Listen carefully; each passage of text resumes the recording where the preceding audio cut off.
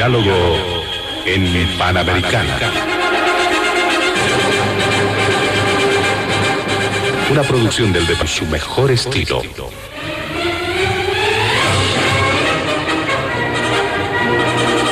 Entrevistas exclusivas sobre temas que crean expectativa general.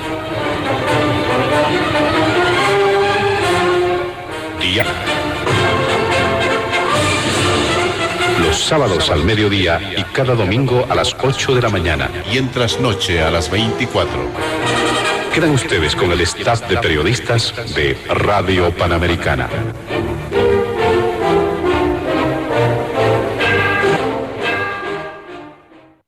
¿Qué tal amigos, amigas en el país? Sean bienvenidos a Diálogo en Panamericana. Hoy en nuestra agenda hemos incorporado 3 puntos que los iremos desarrollando con nuestros invitados especiales. En primera instancia nos vamos a referir a los de adherentes del expresidente Evo Morales y las denuncias de presencia de grupos irregulares. Recordemos que las organizaciones sociales afines al expresidente Evo Morales, que además está investigado por presunto estupro y trata de personas, han estado bloquean algunas de las... Pasado 14 de octubre. Según la administradora boliviana de carreteras, el departamento de Cochabamba es el que tiene mayor punto de bloqueo si le siguen Oruro, Potosí y Santa Cruz. Ayer viernes se ha vivido una jornada muy tensa en la carretera que conecta Cochabamba, movimiento de un gran contingente policial que empezó a dirigirse hacia la carretera al occidente en procura de dejar expedita estas vías. El pasado jueves, recordemos, el expresidente Evo Morales ya denunciaba que la policía estaba preparada para intervenir violentamente estos bloqueos, señalando la económica que vive el país. El presidente Luis Arce y su gobierno serán los únicos responsables, decía Evo Morales, de cualquier acto de violencia que pueda ocurrir. En medio de este conflicto evista, ha llamado la atención que varios ciudadanos fueron captados portando armamento, inicialmente en Bulo Bulo, en la carretera Oruro-Potosí, donde incluso, según denunció la propia policía, 2 francotiradores atacaron con disparos de armas de fuego a un contingente de uniformados. La pasada jornada también se ha visto a otro ciudadano con arma de fuego en Parotani. Pero más allá de estos elementos, el costo económico es muy alto para la economía. Se incrementa esto a diario. Entre tanto, líderes de la oposición acusan a Evo Morales de buscar impunidad y han criticado la falta de acción de parte del gobierno del presidente Luis Arce. Como segundo tema, vamos a abordar el curso de la situación de la economía en medio de protestas y de la sociedad civil. La molestia de diferentes sectores e instituciones, que tiene que ver mucho con el primer punto, por los perjuicios que está causando la medida de presión de los bloqueos y la escasez de alimentos, o también el encarecimiento de muchos productos de la canasta familiar. Uno de los sectores más afectados, obviamente, es el de los comerciantes y, por supuesto, la población. Era importante hablar también sobre las tareas que ha llevado adelante en las últimas horas, en los últimos días, el presidente Luis Arce, que confirmaba, recordemos, que Bolivia fue admitido como Estado asociado por los países miembros de los BRICS, lo que es, dice, un paso decisivo para que se constituya en un miembro pleno del bloque económico encabezado. En contraparte, varios economistas han señalado que Bolivia jamás será socio pleno de los BRICS y que con el ingreso al bloque no occidental daremos materias primas baratas y nos van a endeudar para generar dependencia política y económica. También, según economistas, nos vamos a referir, esto ha llevado a Bolivia a una devaluación práctica no oficial del 50%, dicen, de la moneda boliviana, que incide, por supuesto, en el comercio exterior formal e informal. Ello también ha derivado en la proliferación del mercado paralelo y de una especie de corralito, ¿no?, con gente que no puede sacar sus dólares, que ese dinero tampoco existe. Y finalmente nos vamos a referir al tema de la prosecución del caso Golpe 1, en medio de bastante despliegue policial en los últimos días. Recordemos que el pasado jueves, Lidia Patti, la exdiputada del Movimiento al Socialismo, que presentó la denuncia 9, reapareció en la ciudad de La Paz para participar de la reinstalación de la audiencia del denominado caso Golpe 1. De la audiencia también participaron en esta audiencia de manera presencial el gobernador Luis Fernando Camacho y el ex líder cívico Marco Antonio Pumari. Como antecedente habrá que señalar que el Tribunal de Sentencia de La Paz anuló la acusación contra el gobernador de Santa Cruz, Luis Fernando Camacho, y del caso Golpe de Estado 1 debido, dice, a defectos procesales. Esta audiencia inicialmente fue instalada el pasado 17 de octubre, cuando Patti no estuvo presente, y el Tribunal Sexto de Sentencia decidió excluir del proceso a la expresidenta Yanine Áñez. El tribunal tomó esa decisión porque una persona no puede ser juzgada dos veces por un mismo. Ya fue sentenciada, recordemos, por el caso Golpe de Estado 2. Bueno, esos son los temas que vamos a abordar este fin de semana en Diálogo en Panamericana. Como es usual, hemos realizado un sorteo previo para establecer el orden de participación de nuestros invitados especiales. Esta mesa de Diálogo en Panamericana, don Martín Moreira, en su calidad de economista, analista político. También está el doctor William Vascopé como abogado constitucionalista y doña Jimena Costa en su calidad de politóloga. Con ellos iremos desglosando los temas planteados para este programa. Antes de comenzar con las primeras consultas, cualquier criterio que sea considerado de racismo y discriminación, como lo establecen las normas en nuestro país. Vamos a empezar con don Martín Moreira. Qué gusto tenerlo en Panamericana. Don Martín, bienvenido, un gusto. ¿Qué dice sobre este primer punto? Los alcances y efectos del bloqueo de caminos. Un gusto. En primer lugar, un saludo. Creo que este tema sí hay que hablarlo desde los indicadores, desde los daños, pero hay que hacer un poquito una memoria, mirar un poco hacia atrás. Creo que a principios de año ha sido el primer ensayo que hizo el evismo con 16 días de paro. Estamos hablando que este ensayo que los realizó $, de pérdida. Entonces ya se provocó una pérdida muy sustancial a lo que es el crecimiento económico, un primer trimestre que se ralentizó en el tema de exportaciones por este paro, que fue como un ensayo, porque hicieron el mismo mecanismo, la misma hermenéutica de tomar vena aorta de la productividad boliviana y de la conectividad y de la logística de última milla para la distribución de alimentos. Viendo este ensayo y viendo las declaraciones paulatinamente de este grupo evista de parte de sus senadores, el constante asedio desde el bloqueo de los créditos, el bloquear la gestión económica para llegar a un octubre donde el Estado empieza a generar políticas para cuidar el poder adquisitivo del boliviano, para generar políticas para que la inflación y los índices al precio del consumidor vayan reduciendo paulatinamente. En esa coyuntura aparece este bloqueo que ya van a ir a los 13. Estamos hablando de $1.300 millones en pérdidas solo para Bolivia. Y cuando hablamos del departamento aislado, de este departamento aislado que fue prácticamente cerrado todas sus vías de entrada y de salida, que es el departamento de Cochabamba, registra $800 millones por floricultor, que es uno de los más dañados, con pérdidas que ya alcanzan a los $4 millones. El sector avicultor es otro sector fuertemente dañado que registra $5 millones en pérdidas, y estamos hablando del sector lechero, bananero y otros sectores que han sido fuertemente dañados, sin contar Bambinas, por la alza de los precios, porque recordemos que Cochabamba quedó bloqueada, no tiene ni carburantes, ni alimentos, ni un reabastecimiento de insumos. En esta mirada, cuando hacemos esta mirada de todo este contexto de bloqueo, nos tenemos que preguntar por las clases vulnerables. ¿No que este bloqueo era para solucionar la economía del país? Y creo que todos los bolivianos, los primeros días de bloqueo salieron con eso, entregaron 18 puntos al Ministerio de Economía, indicando que eran sus demandas económicas, de las cuales en la misma, con los 18 puntos respondidos, para trabajar en mesas de trabajo, de diálogo sobre estos puntos que ellos han puesto.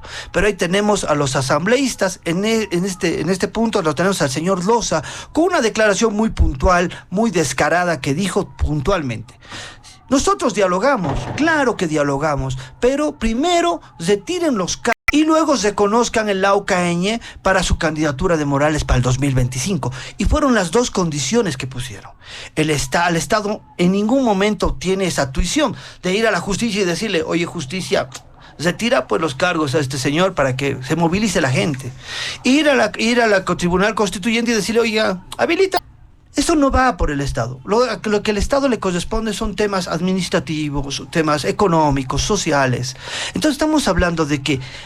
Y ahí el foco cambió. El foco cambió y todos los bolivianos nos dimos cuenta que este es un movimiento, que estos bloqueos no son, para mí ya no son políticos, son por una sola persona que quiere saltar la justicia en política del Estado. Ese es el fin de estos bloqueos, pero el daño que está causando es muy terrible. Vamos a hablar simplemente de la campaña de verano de Santa Cruz. La campaña de verano tenía que arrancar hace 2-3 semanas atrás con la Feria Vidas, se ha promocionado maquinarias, nuevas semillas, el Estado a los cero arancel a los agroinsumos para potencializar este sector y que tengamos buen remanente de dólares con la exportación de nuestros granos, con la potencialización de sembrar trigo, maíz, arroz para el consumo interno. ¿Qué ha pasado? Con este bloqueo, esta campaña se va a retrasar un mes. No tiene litros en carburantes, entre diésel y gasolina se encuentran varados en la carretera. Entonces, un mes. ¿Esto qué significa en términos agrícolas? Estamos hablando de que recién vamos a estar cosechando a finales de marzo. Y en mayo vamos a estar exportando. ¿Eso qué significa? Que el primer trimestre no van a entrar dólares. Entonces eso ya es una problemática para futuro. Vamos viendo paulatinamente qué nos va dejando este bloqueo. Otro sector fuertemente dañado, el sector bananero. Este sector bananero tiene compromisos con diferentes países de la región para subsanar, para generar, tener las ganancias necesarias para mantener el rubro. En este instante tienen pérdidas alrededor de 4 millones de dólares. Estamos hablando de un daño muy fuerte a emprendedores bolivianos. Vemos a un Estado que ha facilitado, ha hecho un esfuerzo una liberación, a generar divisas a través del CDI con un compromiso entre la Confederación Privada de Empresarios Bolivianos y el Estado, el cual estos dólares tenían que entrar al sistema financiero boliviano. Esto no se va a dar. No se va a dar por dos razones. La principal razón es el bloqueo y la segunda razón, esto no se va a dar. No tienen insumos y estamos entrando en una decadencia en el tema exportador. En otro punto, en el sector importador, muchas empresas están dejando de producir. En Cochabamba ya se ha escuchado hablar de cierre de empresas. ¿Por qué? Porque no tienen los insumos necesarios para la producción. Entonces, este momento provocado por los bloqueos y provocado por algo que los bolivianos deberíamos dejar de hacer, y en especial los políticos y los asambleístas, dejar de politizar la economía. Porque si tú ves el gobierno de Luis Arce el 2021 con una estabilidad y un acuerdo y un trabajo consecutivo, económico, político, excelentes, hemos tenido un 2021 muy bueno con un superávit de 6.1% de crecimiento del Producto Interno Bruto. Un 2022 que hemos llegado a más de 13.654 millones de dólares en exportaciones, batiendo nuestro propio récord que era el 2014 de 13.000 dólares. Entonces teníamos 2 años. El 2023 empieza la pugna, empieza el ataque sucesivo de la política a la gestión económica. Y se le empieza a dar luces a una oposición caduca, ciega, que no tenía un norte. Evo Morales se volvió el líder de la oposición y el que comandó. Y paulatinamente vinieron los ataques sistemáticos que terminan en este bloqueo. Este bloqueo en este momento lo único que está buscando, según las palabras del señor Quintana, es buscar que la sangre fluya para alimentar el bloqueo. Y de esa manera Morales y todo este grupo de evistas que quieren transgredir la justicia, tener una excusa para seguir bloqueando el país. El día de ayer hemos visto cómo la policía, la fuerza pública ha intentado ha intentado desbloquear Parotani. Ellos fueron asediados y fueron rodeados por bloqueadores con dinamitas. A mí la pregunta que me llama la atención, y creo, ¿dónde este grupo de bloqueadores puede obtener dinamitas, puede obtener armas. ¿Qué es lo que busca Morales y qué es lo que busca estos radicales, entre comillas? Recordemos que el radical es el que hace cambios profundos. Para mí estos señores son gente que solo quiere un pedazo de poder en el Estado. Esta incidencia que estamos viviendo en Bolivia se ve reflejado en números, se ve reflejado en pérdidas, se ve reflejado en el relentamiento del aparato productivo. Por ende, vamos a tener un inicio del 2025 muy lento, recuperando las pérdidas. Y todo este dinero nunca más regresará a Bolivia porque es un dinero perdido desde la producción, desde la falta de conectividad. En daños colaterales, la imagen del país a nivel internacional. Tenemos un presidente que va buscando lugares, que va buscando bloques, que va buscando, negociando financiamientos. Una ala radical, una ala politizada que trata de generar convulsión en el país. También tenemos que decir que gracias a una oposición sesgada que se dio pie a que Andrónico Rodríguez sea presidente del Senado consecutivamente, leyes fundamentales como la ley del oro, que ha tardado 2 años y medio en ser promulgada, esta ley que ha dado estabilidad a las reservas internacionales netas. Y aquí vemos el proceder sistemático de un ataque a la gestión económica, de un ataque a la gestión económica y al poder. El afectado no es Arce ni sus ministros, aquí es la gente que tiene menos recursos, menor poder adquisitivo, porque ellos son los más afectados con el incremento de los precios. Las soluciones que plantea el Estado son soluciones que están siendo integrales, pero frente a una convulsión de estas características que está matando un departamento, está ahogando el aparato agropecuario y está lastimando seriamente las cadenas de suministro en el país, estamos en una Bolivia muy convulsionada, en la cual se pide que se ingrese, que se aplique la limpieza de las caseteras, pero para llegar a ese punto creo que tiene que haber un acuerdo entre todos los bolivianos, porque recordemos que lo que están buscando estos bloqueadores es sangre, es muerte, están buscando que el país lastimosamente enlute una persona que quiere saltar la justicia y quiere pisar la constitución política del Estado. Muy bien, muchas gracias, don Martín Moreira, por esta su primera participación. También está como invitado este fin de semana el doctor William Vascopé en su calidad de abogado constitucional de unidad. Pero se critica la falta de acción de parte del gobierno de don Luis Arce. ¿Qué nos dice sobre este primer punto? Gracias, querido Oscar. Muy buenas tardes a toda la gente que escucha Panamericana, al país, a la gente amiga que está acompañándonos en este análisis, en este debate de ideas políticas que vamos a tener hoy día. Un saludo a la licenciada Jimena Costa. Siempre es agradable estar con ella porque uno aprende de su experiencia, escucha siempre los datos y los análisis que hace ella y uno aprende. Viene a defender una posición, un gusto estar con él por primera vez y que esta mesa sea la reflexión para ver realmente cómo el país está empezando a desangrar, ¿no? Internamente. Yo entro con este saludo y un poco de entrar a la reflexión porque no he visto, y muchos política ha dicho, primera vez que se ve que se haga un paro, una movilización, un bloqueo tan radical como este para la impunidad de una persona.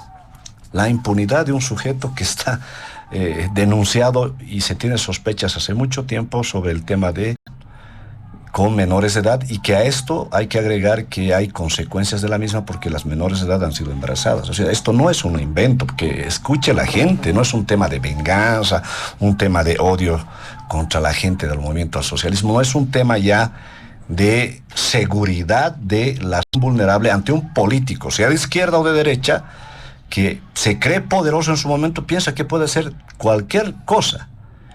Y si hoy en día el Estado boliviano no pone un alto, nosotros como sociedad no ponemos un alto a esto, acuérdense que esta situación se va a empezar a normalizar y la vulnerabilidad de las niñas y adolescentes va a ser más fácil y va a ser más frágil el Estado ante este abuso de poder.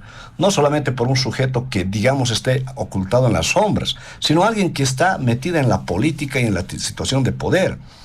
Esta movilización, que ha perdido el norte y el horizonte con lo que él prometió reivindicar los derechos de los bolivianos y especialmente a los sectores más supuestamente desposeídos en ese momento, que fueron los sectores campesinos e indígenas. Él mismo, reivindicándose y sigue proclamándose gobernador de la lucha social, acusado de estupro. El Estado tiene que poner un alto. La Fiscalía General del Estado, el nuevo fiscal general del Estado, su prueba de fuego es investigar este tema. Y si Evo Morales no va a declarar, señores, como a cualquier ciudadano de pie, se lo agarra, se emite la orden de aprehensión, se ejecuta telarse. Eso hicieron con varios opositores el gobierno actual. Yo no sé por qué le tiembla la mano a Arce Catacora, al ministro de gobierno y a las instituciones del Estado. Se supone que son pues gobierno. Son pues gobierno. Tienen la facultad de la Constitución del Estado. Ahora, obviamente, acá ya entro un poco al análisis de lo perverso, ¿no? Escuchamos a Juan Ramón Quintana indicar de que esto se iba a tomar una suerte de beligerancia, más el descontento, y que estas movilizaciones se riegan con sangre, se alimentan con sangre. Esto me hace recuerdo a lo que dijo en la época del 2019, que Bolivia se iba a convertir en una Vietnam moderna. O sea, estos ciudadanos que ya salen públicamente a pedir sangre y anuncian que va a haber muertos, claramente para el país. Mire, recientemente ustedes han visto, toda la gente que ve, que escucha Panamericana, Diálogo, las imágenes son inmediatas en redes sociales y en los medios de comunicación. Hemos tenido que tolerar y ver a situación tan desafiante a la autoridad, que han indicado que están listos y preparados y armados y van a responder en la medida de lo que ellas van a sentir la intervención, sea policial o de los civiles. Escuchamos a un cocalero y otros dirigentes desafiando al Estado y a la ley. Y por un poco más, no sabíamos que el Chapare había sido una república independiente, ¿no? Se autoproclaman como ellos pudieran hacer y deshacer. O sea, se han endiosado tanto que la gente mira y dice, por Dios, ¿por qué no el Estado responde a esto? Porque, claro, se cautelan y adentro, ¿no? Y hoy en día no hacen eso. Ya es, pues, grosero ver en las imágenes el desafío de estos cocaleros, y ustedes al día siguiente vemos, ¿no?, varios cocaleros o bloqueadores armados, con escopeta, uno disparando con esto.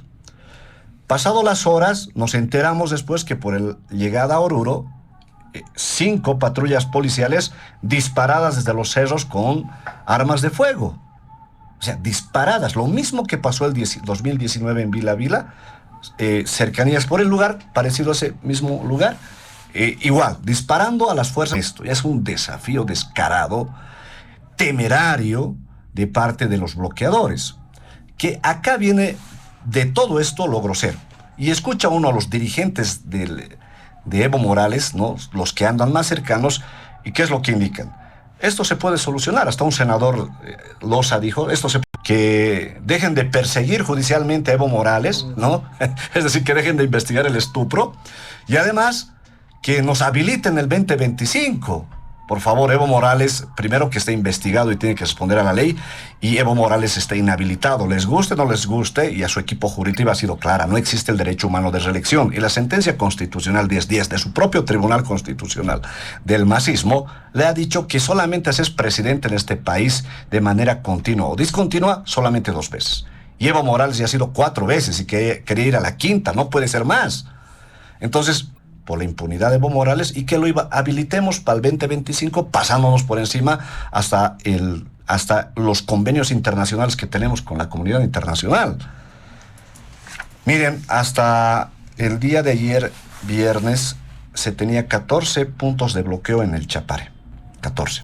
Potosí 2, Santa Cruz 1. Ha seguido todavía, se tiene todavía más puntos seguramente, y el Instituto Boliviano de Comercio, a partir de su gerente Gary Rodríguez, ha indicado que hasta estos 13 días de bloqueo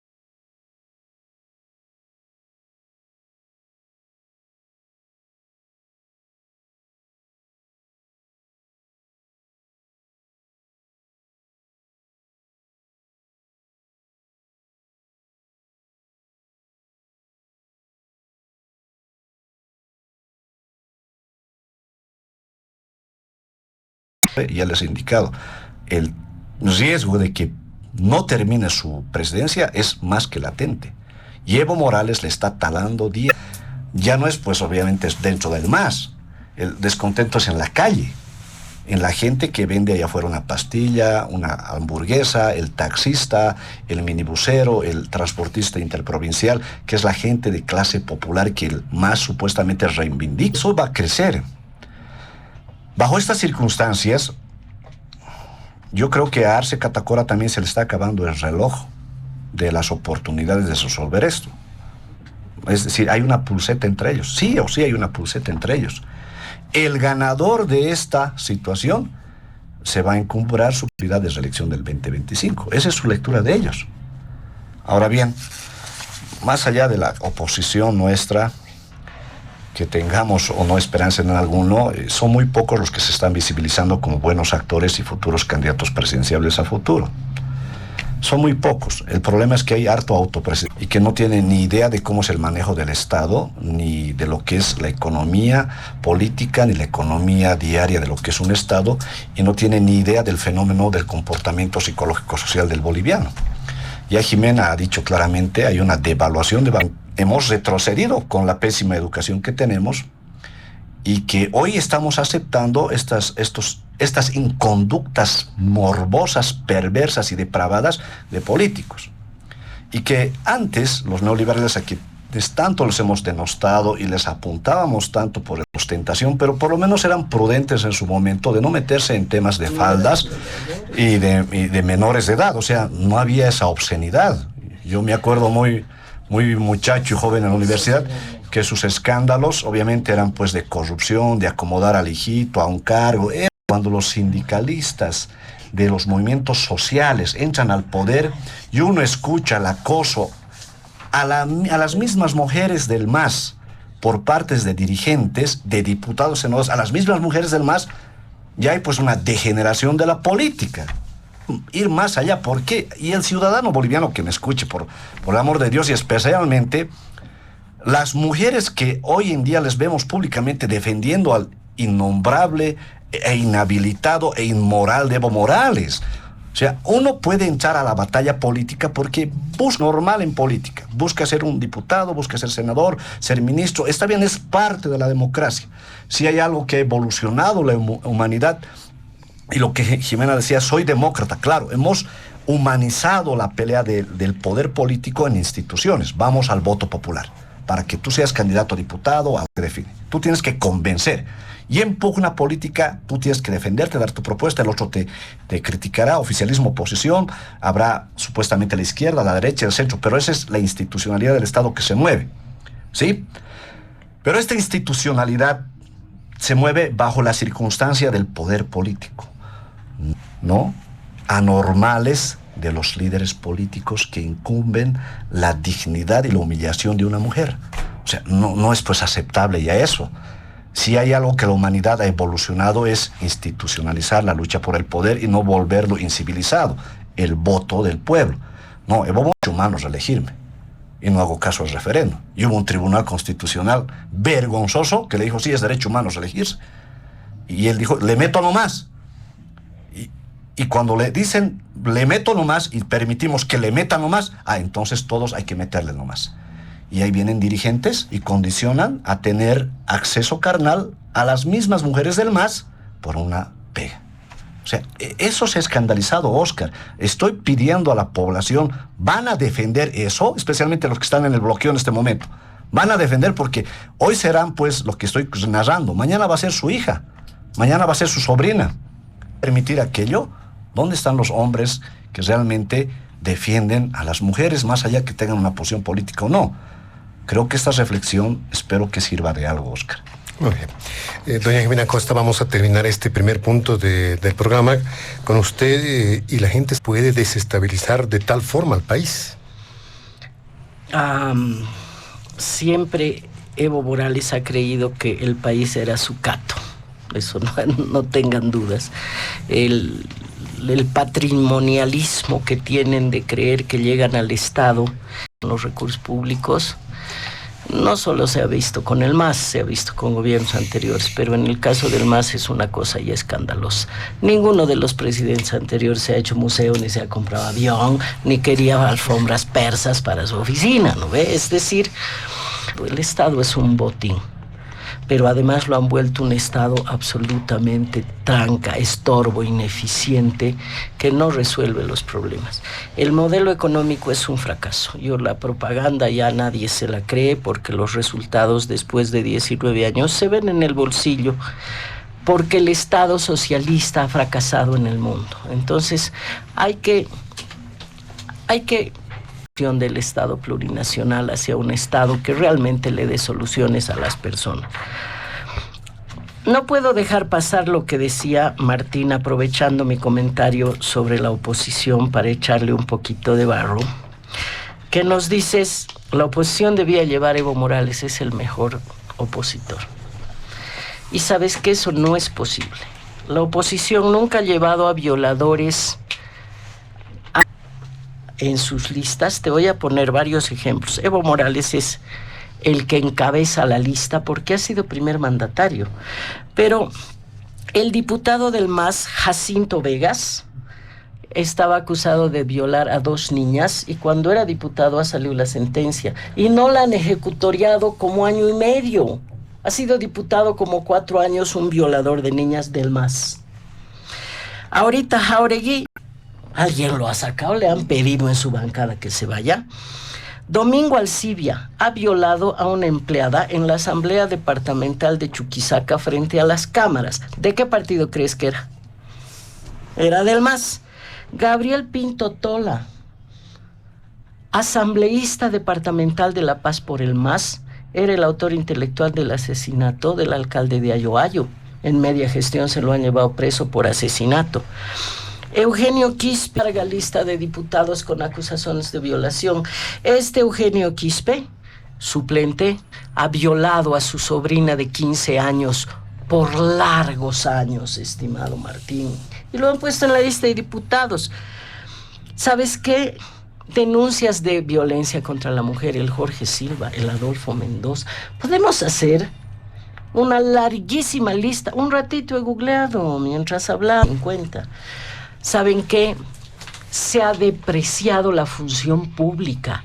No se selecciona a los candidatos de las listas en el MAS porque sean lo mejor del pueblo boliviano, sino porque son serviles, porque son yuncus, y eso le gusta a los que están en el poder, tanto a Evo Morales como a Luis Arce. No les interesa la calidad de la gestión pública, les interesa repartir los cargos para que sean tantos que tengan una base para la próxima elección. 600,000 empleados públicos, que por cada uno de ellos, 2 para que tenga otra vez 5 años de trabajo estable, estamos hablando de 1,800,000 votos de base. Por eso no despiden a nadie y siguen inventándose empresas públicas porque aunque todas las que existen están en quiebra, no funcionan. Entonces, la oposición podemos criticar, porque yo soy crítica, de que no dan la talla en esta coyuntura. Hemos tenido de líder de la oposición a Tuto Quiroga en su momento, al Samuel en su momento. Ahora salgan de líder de la oposición, sino que hacen una conferencia de prensa o un tuit de vez en cuando. Realmente hay una ausencia de oposición y esperemos que para la próxima elección pueda haber alguna novedad. Habla Williams de una gran cantidad de actores de oposición que se están lanzando a las candidaturas. Hay una variedad, pero no tienen sigla, no tienen estructura, no tienen nada. Entonces no nos engañemos. Seguramente hay algunos de ellos que son valiosos y que yo puedo pensar que debieran entrar en alguna lista de senadores, de diputados, pero la mayoría de los que están, salen, organizan, quieren unidad, ponen programa y todo, no tienen sigla, no tienen estructura y no tienen respaldo. 6 siglas, ciudadanos, 6 siglas habilitadas para presentar candidatos y ninguna es el MAS. El MAS está gritando porque se reconozca lo de la OCAEñe. o del Cabildo del Alto, porque el MAS no está habilitado en este momento para presentar candidatos. Y el Tribunal Supremo Electoral amplía el plazo, ya van 6 veces, creo que son 3 años, al MAS a que resuelva sus temas internos y habilite su sigla. Yo no sé si alcanzan a hacerlo o no, creo que tienen hasta el 5 de diciembre para resolver. No veo que puedan resolver, se puede perder la sigla, que no significa que el IPSP desaparezca, ese es otro debate, habría que discutirlo después, pero es posible que pierdan la sigla. Que están habilitadas para presentar candidatos en la elección de 2025. Creo yo que 3 están con la oposición y 3 están con el MAS. ¿Cuáles son? Están el Movimiento Demócrata Social de Rubén Costas, Unidad Nacional de Samuel Doria Medina y la Nueva Generación Patriótica de Edgar Ullona, que es un nuevo partido que habían estado como 5 años bregando para tener su personería jurídica, ya la tienen. Es un partido es de la oposición al MAS. Y al otro lado tenemos a UCS de Johnny Fernández, muy cercano al arcismo, y esto es obvio y público. Tenemos el movimiento Tercer Sistema de Félix Pazzi, que con todo su modelo del tercer sistema y todo lo demás, exministro y exgobernador del MAS, sabemos que está cerca al MAS. Y además que alquila sigla, porque ya hemos visto el alquiler del MT, fundador de ese partido, digamos. Y el FRI, que no se sabe si el FRI está con el MAS o le va a seguir dando el respaldo de sigla Comunidad Ciudadana. Pero a veces pienso que está pasando también a ser sigla de alquiler. Cuidado que Carl Smith se quede sin sigla. Pero más allá de mi opinión o el comentario, son 6 siglas, eso es lo concreto. Si el MAS no resuelve la situación de su sigla, va a tener que pedirle a Johnny Fernández, a Félix Pazzi. ¿Qué pasa para el otro lado si van divididos? Van a necesitar 2 de esas siglas. He escuchado que han dicho los del PS1 que quieren que Luis Arce sea su candidato.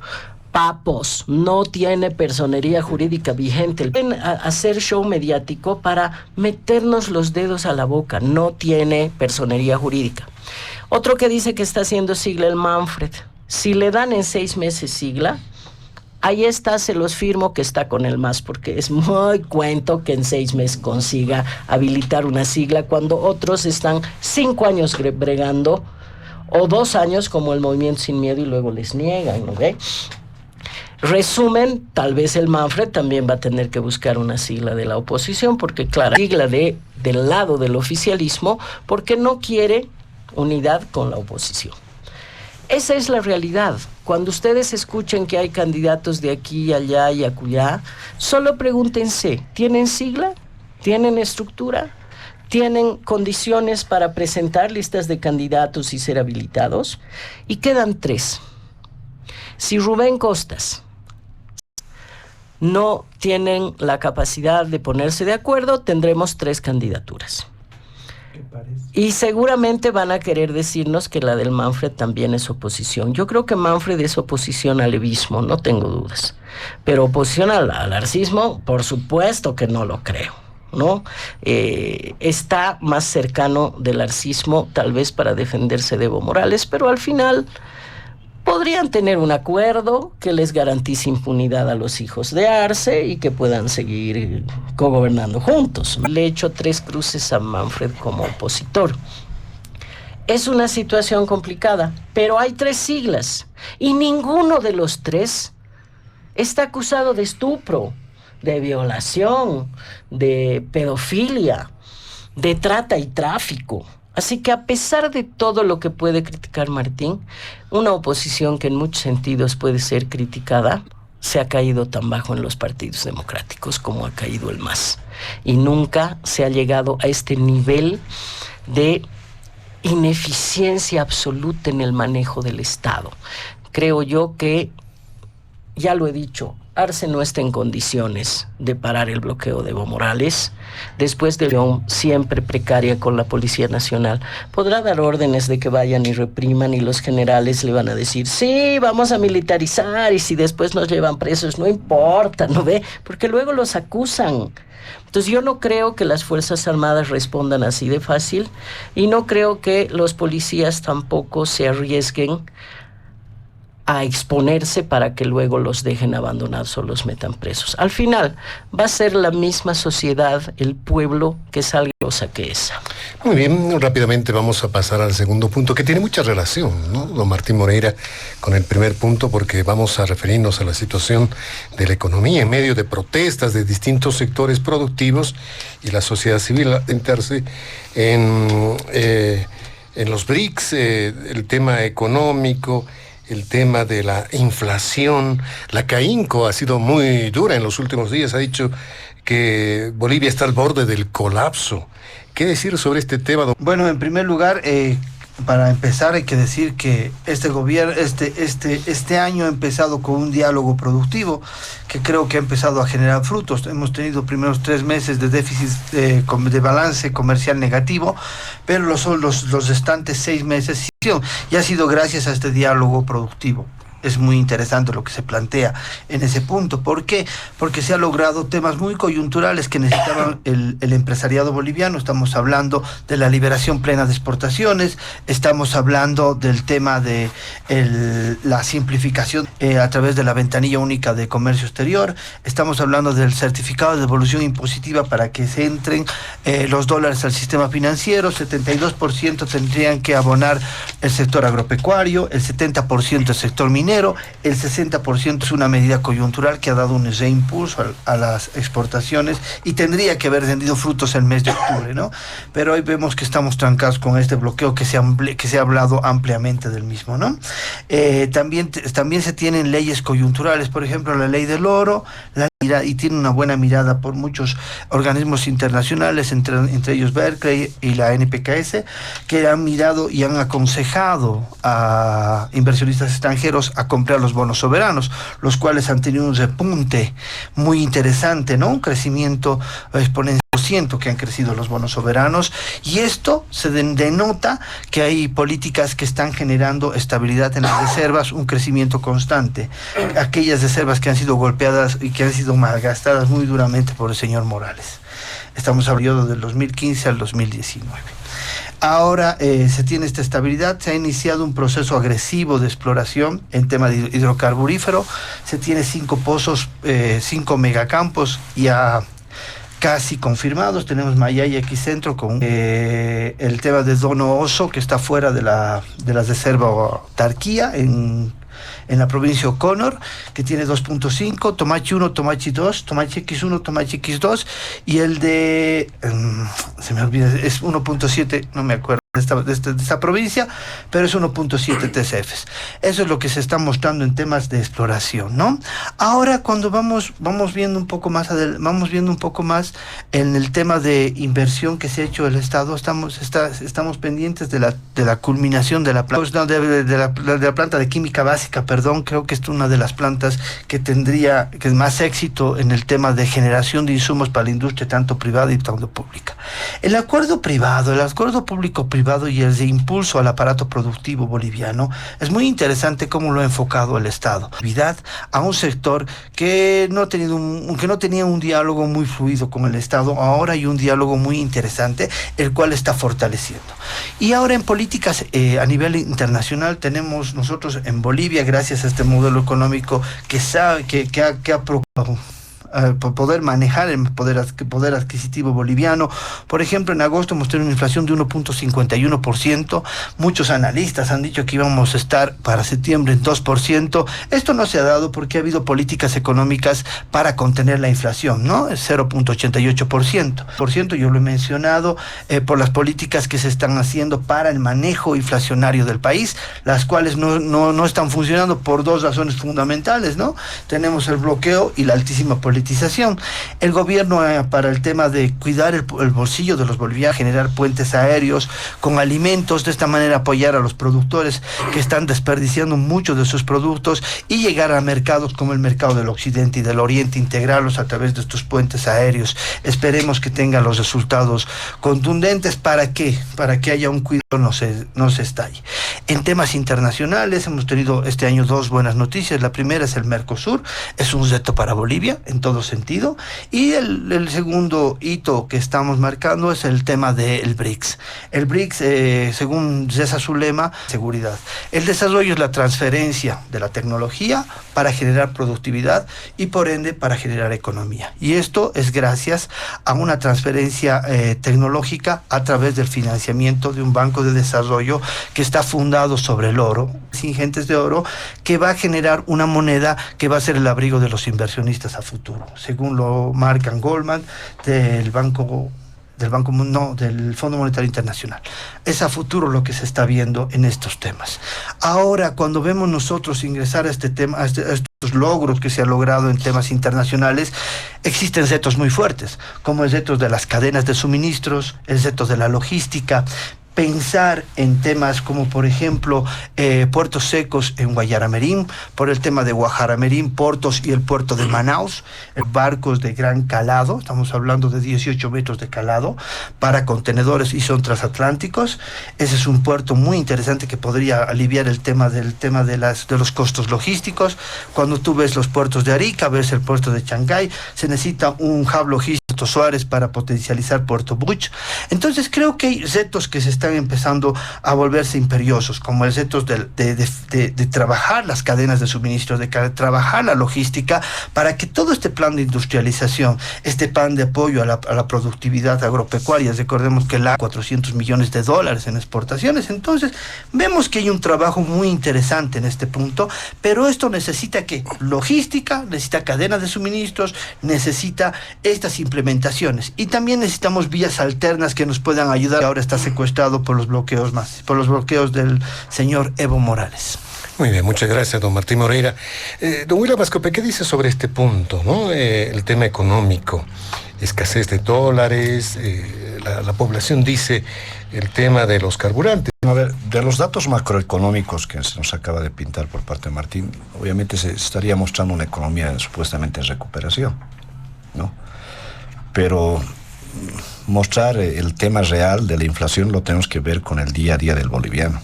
Estaba hace unos meses atrás en 350 o 380 bolivianos, ¿no? El quintal de arroz. Hasta en 300 se conseguía. Hoy se ha disparado a 550 bolivianos, ¿no? 550 bolivianos. Entendido también de que por esta situación el kilo de pollo que la gente come todos los días allá afuera, estaba entre sus 14, 15 bolivianos, ¿no? Anteriormente se ha disparado a 17 y hasta 22 con este tema ahora de los bloqueos, ¿no? En el Alto también se anunciaba que la marraqueta ha empezado a escasear porque ya no estaba llegando la harina y la harina se disparó en su precio y los panificadores estaban pensando ya subir el precio del pan. Los transportistas en varios otros lugares, y especialmente acá en La Paz, ya han empezado a indicar que quieren reunirse, el tema de la tarifa del transporte público. ¿Sí? Ya. Muy bien. Hoy en día lo real es que no hay dólares en la calle. No encontramos dólares y no podemos hacer un comercio internacional. Mi persona, por ejemplo, quisiera enviar $100 o para comprarme algo, por ejemplo, que sea de $200, no puedo, me limitan. Es una forma de corralito que se nos está haciendo en Bolivia. Y hay que ser sinceros en la vida. El gobierno de Arce Catacora tiene que ser bastante sincero y honesto con la gente. Revertir los 16 o 17 años de despilfarro que han hecho en el gobierno de Evo Morales y cuando el ministro de Economía era Arce Catacora. Sean sinceros y honestos al decirnos, señores, hemos despilfarrado todo lo que los neoliberales nos dejaron y no hemos invertido y que de aquí a 4 años recién vamos a tener resultado. De acá a 4 años se supone que se acababa un pozo, ya deberíamos tener en reemplazo 2 o 3. Margarita, San Alberto y los otros obviamente están en agotamiento. nunca nos han sincerado cuánto tenemos de reservas de gas hasta el día de hoy. Esto la licenciada Jimena, que cuando Sánchez de Lozada hablaba de probables reservas y probadas reservas, ¿no? Las probables y probadas eran entre 25 o 26 TCFs. Digamos 25 TCFs probadas en los neoliberales y 26 por probar. Nos vendieron esa ilusión. Las realmente TCFs que teníamos. Después nos dijeron que teníamos 11. Pasaron los años y ya no supimos cuántos TCFs tenemos.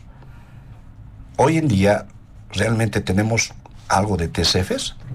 ¿Cuántas TCFs tenemos? Porque no nos da el Banco Central de Bolivia. ¿Es real de cuántos TCFs tenemos para vender todavía gas? La inflación, que durante estos años no se ha disparado como ahora se está disparando, es por dos contenedores que han tenido. Uno era el tema de la subvención, porque teníamos gas para vender y teníamos dólares. Por eso también es que los precios se mantenían ahí y había dinero circulando. Pero el tema de la subvención nos ha ido desangrando poco a poco y se ha ido evidente cuando ya el gas se ha empezado a agotar y ya no estamos vendiendo toda la cantidad de gas y no están entrando dólares. Por eso es que la inflación también no se sentía, se está sintiendo. Y lo otro era el tipo de cambio que se lo mantiene anclado y congelado a 6.96. ¿Por qué no sueltan el tipo de cambio? ¿O lo van a hacer gradualmente? Porque en este momento es una burbuja de economía la que tenemos. Y ya eso ya no está soportando más. Porque si se dan cuenta, el otro día yo hablaba con un transportista y me decía, fijo, las tarifas. Porque el tema del caucho de las llantas ha subido para nosotros. El repuesto mecánico ha subido. El tema del cambio de aceite ha subido. Son cosas que a veces importan porque nosotros no tenemos esa industria, pues para los automotores. Es necesario, ahora, hacer entender eso a la gente, claro, va a costar, pero ¿quién les ha acostumbrado a esa política populista de mantener y pensar que el Estado tiene que dar todo? Cuando el Estado en realidad solo nos tiene que dar facilidades para que nosotros, los bolivianos de a pie, tengamos que generar nuestra riqueza y poder generar nuestro empleo. Es ya vergonzoso, no se puede mantener esta estructura estatal tan arcaica, tan monstruosa, 17 ministerios, más de 60 empresas estatales, y con un tema de un tipo de cambio anclado, manteniendo aún el subsidio. Después de la exportación de gas se nos ha caído, no sabemos ni cuántos TCFs tenemos en este monte, José Luis. Ahora bien, bajo esta circunstancia, el desempleo pues es evidente afuera. Desconozco cuánto está en términos macro el desempleo, pero sí soy cierto de que les doy un índice mío de esta semana. Hablé con 5 o 6 personas amigas. De esos 6 personas amigas, 4 están buscando empleo. Y me dijeron, doctor, a ver si me puede ayudar en algo, lo que fuese, lo que sea. Hice media y otros de sectores populares, no hay. Y o tú vas por el Prado de acá de La Paz, o tú vas por Santa Cruz por el lado de la Plaza Central, o esos dos lugares que he viajado los últimos días, o por lo menos en Santa Cruz, y acá en el Prado, tú ves a mucha gente ya de comercio informal que está vendiendo todo. Han visto el desempleo, o sea, hay mucha gente que se ha quedado sin empleos. Y eso es un dato real. No podemos más sostener este estado obeso que dice Jimena con el despilfarro que se tiene. ¿Y en qué ha quedado el litio? ¿Bajo qué criterio ahora está qué es lo que está sucediendo? ¿Qué ha pasado con lo del proyecto del Mutum? Se supone que éramos una potencia en el tema del Mutum. Teníamos que haber exportado por Puerto Buch. Y visto un reportaje, justamente lo que decía Jimentado Héctor Arce, del ala Evista, era el que estaba mostrando los casos de corrupción del arcismo. Y es en uno de estos reportajes que hace Héctor Arce, que muestra Puerto Buch, que estaba totalmente abandonado ese proyecto, y que no había nada, y que se había invertido millones ahí. ¿Sí? Entonces, allá de la conspiración de Evo Morales, ¿no? Realmente no asincera los datos económicos a este país, y no toma medidas de shock, y va a seguir con sus medidas populistas. Es muy difícil realmente que vaya a encarar una economía de recuperación. Tiene que tener que el levismo le ha dejado, y que obviamente siendo ministro él ha sido quien ha tenido que seguir la línea que le marcaba Evo Morales, pero un ministro, cuando se cree absolutamente digno, renuncia cuando no puede llevarse adelante cierta cartera para no quemarse. Entonces, tanto como Evo Morales y Arce Catacora son la parada que tenemos. Muy bien. Doña Jimena Costa, sobre el tema económico. Son varias cosas que hay que decir, pero lo más importante es tomar conciencia que todo lo que acaba de decir Martín y que dice la propaganda y que dice el presidente Arce en cada... ya nadie lo cree, Martín. Te voy a poner el dato. Bueno, para empezar yo no lo creo porque tienes acceso a cierta información oficial, aunque ir solo la del Banco Central. Pero la última encuesta de la Friedrich Ebert, no es encuesta, son el DAR.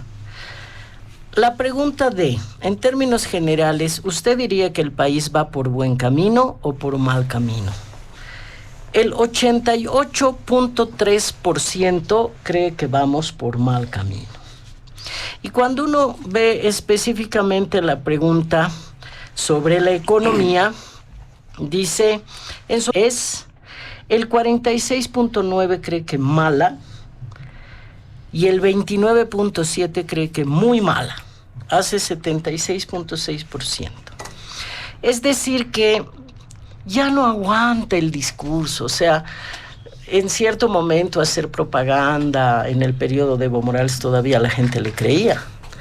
Ahora estamos saliendo adelante, pero la realidad es que uno mira en su vida cotidiana, en el bolsillo, en lo que dejas de hacer o dejas de comprar para llegar a fin de mes, y no le mientes a la gente. Es como con los incendios, ¿no? Habían 30,000 focos de incendio en el país, creo que 30. Esa la propaganda del gobierno de decir, estamos trabajando, estamos apagando incendios. En este mes hemos apagado 30, y habían 32,000 incendios, y encima gastan plata pública haciendo propaganda, ¿no? O sea, Martín, ya nadie cree el discurso de lo bien que estamos en su cotidiano vivir. No es solamente que se incremente el desempleo, estamos hablando de algo mucho más estructural, pero para mí es parte de un plan no solo de incapacidad o porque el Estado es precario o porque lo han llenado de mediocres, no. Es intencional. ¿Por qué? El presidente nos ha dicho claramente, lo ha hecho Evo Morales también, nunca nos olvidemos que son del mismo partido y han convivido juntos. Nos han dicho que nos quieren llevar al socialismo. A veces uno cree que significará eso, como un diputado del MAS, un candidato que le preguntan ¿qué es el socialismo? Y dice ser sociable, ¿no ve? Mucha gente creerá que es ser sociable, pero no es así. El socialismo tiene algunas tareas revolucionarias muy concretas para pasar al comunismo, ¿no? Desaparecer la propia clases sociales. Entonces, el camino hacia el socialismo pasa porque el Estado tiene que tomar el control de todo. Ya me refería yo al Estado obeso. A ver, díganme, ¿quiénes son los más afectados con la escasez de dólares y escasez de combustible? ¿Es el abogado como tú, la politóloga como yo o el periodista? No, es el comerciante, el pequeño empresario, el mediano, el grande no tanto porque al final es grande y resuelve sus finanzas, tiene cuentas en el exterior. Pero cuando tú le quitas los dólares a la persona que junta 200 para ir a traer mercadería a Chile, no me hagas creer que en Chile van a poder pagar en bolivianos o en yen, ¿no ve? No pueden traer su mercadería y no pueden trabajar. Entonces, ¿a quién le está haciendo daño? Sobre todo es a los microempresarios. Lo que tienen que comprender que el eliminar la propiedad privada en la visión del socialismo no significa solo eliminar la propiedad de los grandes ricos, no. Propiedad privada significa que tú no eres dueño más o menos que más de tu camisa. En Cuba el taxista no es dueño del taxi. Nadie es dueño de la casa donde vive. Menos vas a ponerte pues, un kiosco de salteñas. El kiosco sería del Estado también. Eso es el socialismo. Entonces, el que no se resuelva lo de la gasolina y que no se en resolver esas cosas, pero queda perfecto para ir destruyendo la propiedad privada. El problema, Martín, es que esas microempresas, las más chiquititas, que son a veces hasta unipersonales, ¿no ve? Generan el 72% del empleo, tú lo sabes. No te lo tengo que contar. Es decir, cada vez que un daño a esos pequeños empresarios, estamos afectando a la gran mayoría de la población económicamente activa, que es independiente, que es informal. Creo yo que es intencional. El presidente lo ha dicho varias veces, ha dicho, vamos a ir al Estado social. Yo no creo que sea posible. El pueblo boliviano no va a ir un poroto al socialismo.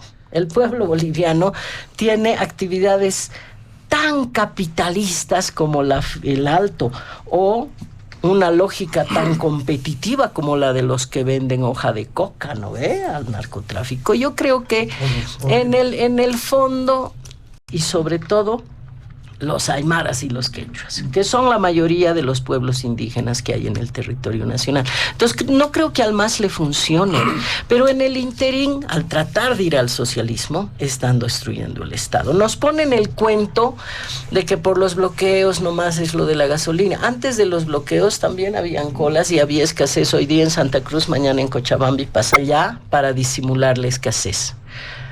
Lo han dicho, le han filtrado documentos a Dorgaten de que no podíamos comprar porque no había plata. Y eso no tiene que ver con Evo Morales, tiene que ver con la gestión de Luis Arce, y que no es nada buena. Y de todo le echan la culpa a que no aprueban los contratos de deuda en el Parlamento. No es que aprueban un contrato y te dan así, ay, toma 200 millones para que hagas lo que quieras. Puedes comprar gasolina o pagar empleados públicos. No es así. Por ejemplo, tenemos electrificación rural, 125 millones de dólares Banco Mundial, otros 200 millones de dólares con el BID. Pavimento, la carretera Yapacaní, 56 millones de dólares. Riego, 150 millones de dólares con el BID. Para el COVID, 112 millones. A La Paz Oruro, con la CAF, 88 millones de dólares. Puedo ir al detalle, son 8 leyes. Son 902 millones de dólares. Aunque aprobaran todos, no resuelve nada. ¿Por qué? Porque primero te van a decir, te entrego el 30% al inicio del proyecto. Haces la licitación, haces el contrato, va a empezar, te doy 30% de 200 millones.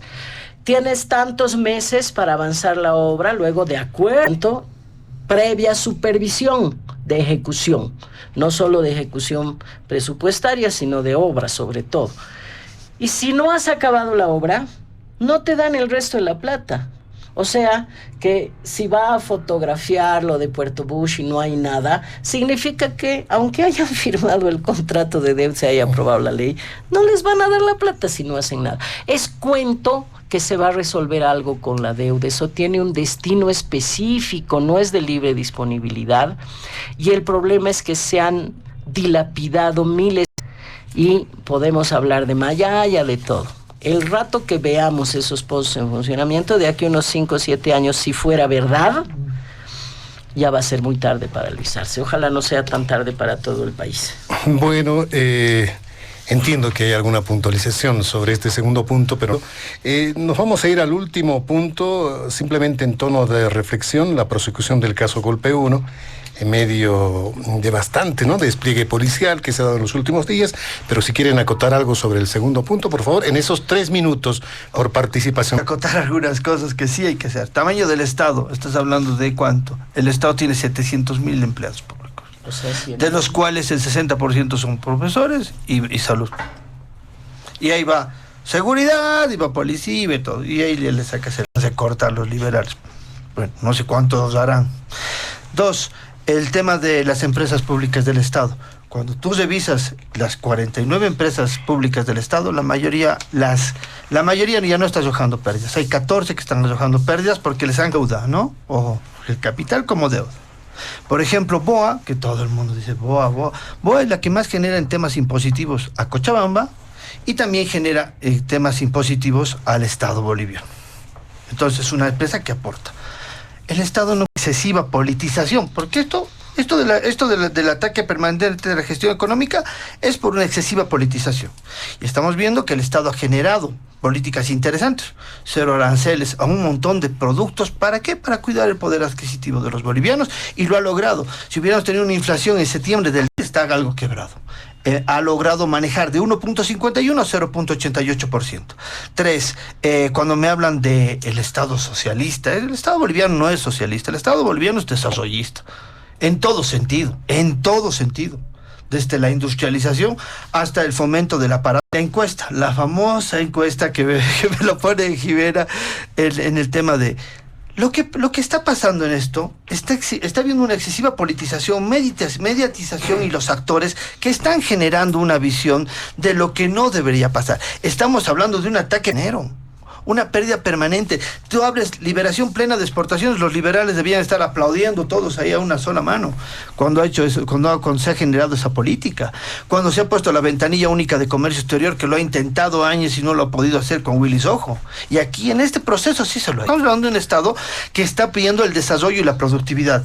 Ahora me voy al último punto. En el tema del golpe de Estado, creo que ha habido una conspiración, ¿no? Eso es lo que se lo está calificando, que había una conspiración por un hecho o haya emitido alguna ley la señora Áñez ya como presidenta o como gobernante, y han habido actos de sedición por parte del señor Camacho, y hay una grabación que él dice textualmente que ha logrado reunir el gobierno. Entonces creo que eso se está buscando, ¿no? Pero esto está prácticamente en manos de la justicia. Hay que ver cómo se defienden ambos, y hay que ver hasta qué punto llega el tema de este golpe de Estado, que a mí en lo particular lo que se debía resarcir es a las víctimas. Aquí la víctima no es Kamal, la gente que ha muerto en estos conflictos, lastimosamente también. ¿Por qué? Por la politización.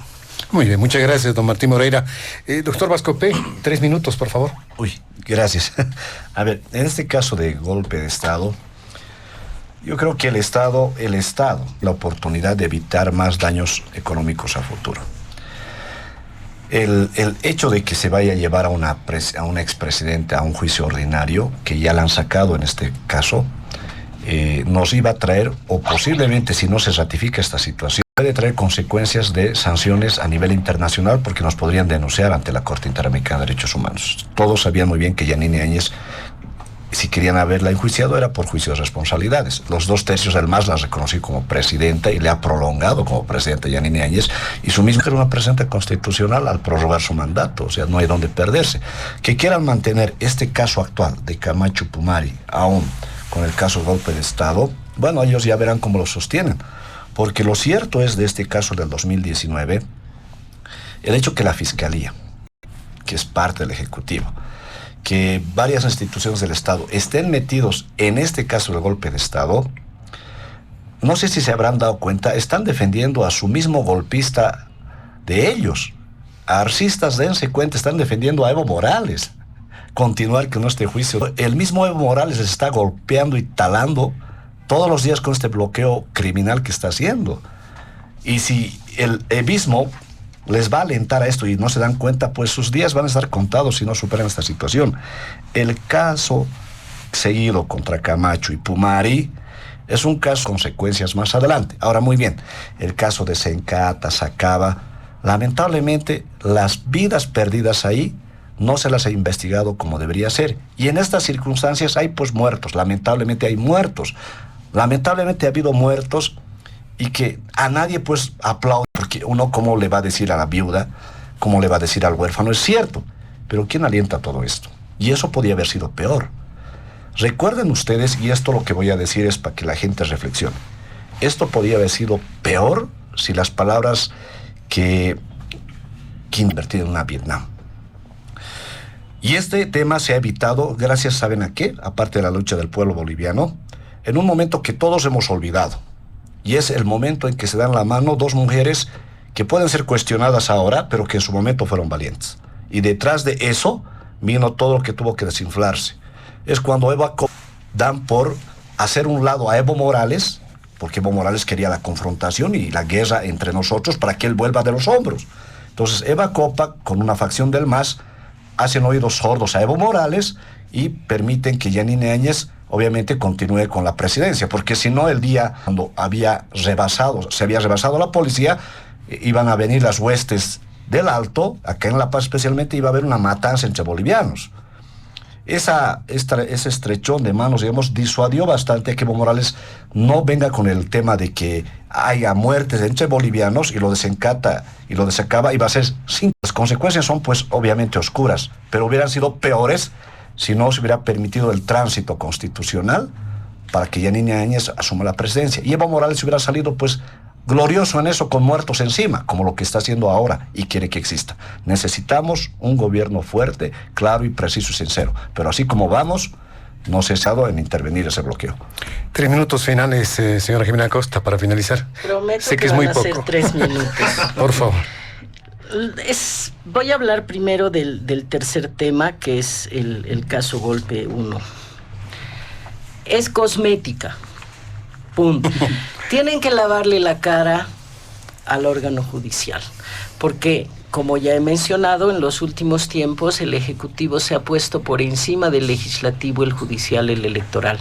Y como ya no controlaba la mayoría, menos los 2/3 de la Asamblea Legislativa, ha utilizado el frenar y controlar a la Asamblea Legislativa. Eso hacen los prorrogados. Tenemos un Parlamento que no puede, más o menos, interpelar a un ministro por orden del Tribunal Constitucional. No hagan peticiones de no fiscalicen. Eso significa que, como no controla el Parlamento, ha optado por control judicial. Y ahí están los prorrogados. Entonces está tan mal vista la justicia en Bolivia, peor con el tema de las elecciones y los exámenes y las senadoras que les corrigen y todo lo demás, de tal manera que necesitan lavarle la cara al sistema judicial para seguirlo controlando, seguir manipulando, ojalá seguramente postergar las elecciones judiciales y garantizar el control del poder, sobre todo del Parlamento, a través de la justicia. Pues creo que es una lavada de creer que el proceso desde un inicio no se sabía que tenía graves irregularidades y que no debió haber empezado en realidad, ¿no? No ha habido golpe, además, para empezar, ¿no? Y aprovechando el resto del minuto y medio que me queda, creo yo, Martín, que estás subestimando a la gente. Creer que el pueblo boliviano va a pensar de una o de otra manera la economía de acuerdo a lo que diga la oposición o los parlamentarios o los analistas. La gente evalúa que estamos yendo por mal camino porque eso es lo que le pasa en su vida cotidiana. Cuando le preguntas si en su hogar está mejor, si tiene más ingresos, si vive mejor, no, pues el vivir bien cuento es solo para los masistas, ¿no?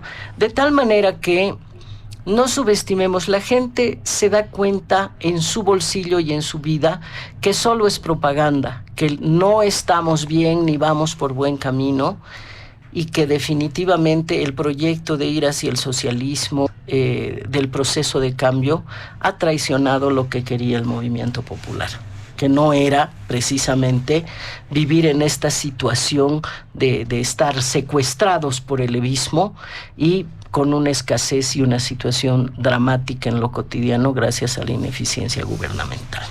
Muy bien, de esa forma llegamos al final de Diálogo en Panamericana. Queremos ser especiales este fin de semana.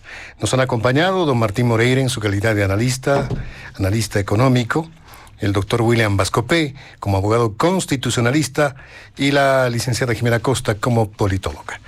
A nombre de Panamericana y quien les habla, Óscar Cruz, con el compromiso de que el programa retorna la siguiente semana. Gracias por su atención. Permiso.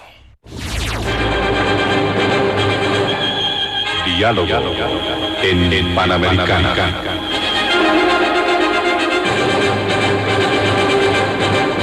La radio agradece por la atención prestada al programa de hoy.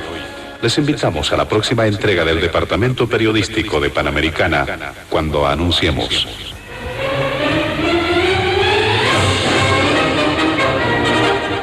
Diálogo en Panamericana.